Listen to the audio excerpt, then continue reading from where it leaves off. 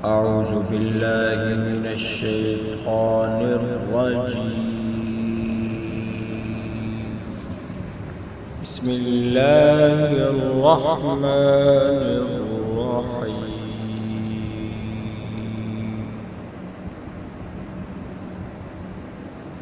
تبارك الذي بيده الملك وهو على كل شيء قدير. الذي خلق الموت والحياة ليبلوكم أيكم أحسن عملا وهو العزيز الغفور.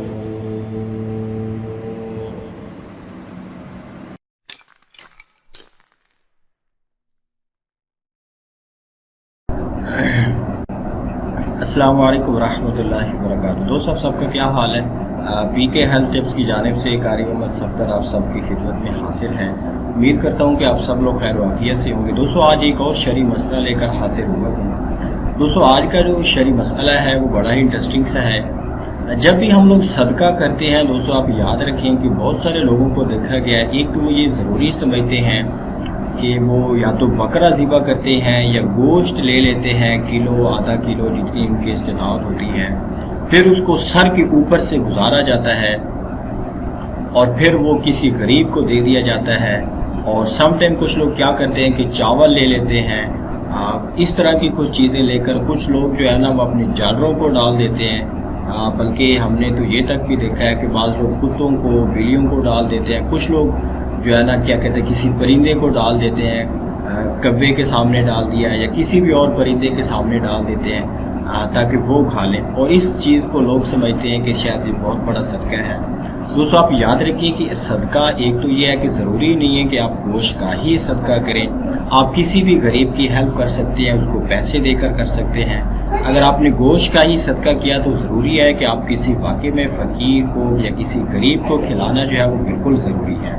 دوسرا یہ ہے کہ آپ یاد رکھیں کہ جانوروں کو پھینکنا، اس طرح کا گوشت یا کچھ بھی ایسی چیز جو آپ صدقہ کر رہے ہوتے ہیں یا پرندوں کے سامنے ڈال دینا، یہ بالکل بھی صحیح نہیں ہے. بلکہ آپ کی اس عظیمت کے جو مستحق ہیں، آپ کے صدقے کے جو مستحق ہیں، وہ غریب فقیر اور محتاج لوگ جو ہیں، ان کی اگر ایک ٹائم کی آپ جو ہے کھانا پورا کر دیتے ہیں تو یہ اس کا آپ لوگوں کو زیادہ ثواب ملے گا. بہت سارے لوگوں کی اس غلط فہمی میں ہم نے دیکھا ہے.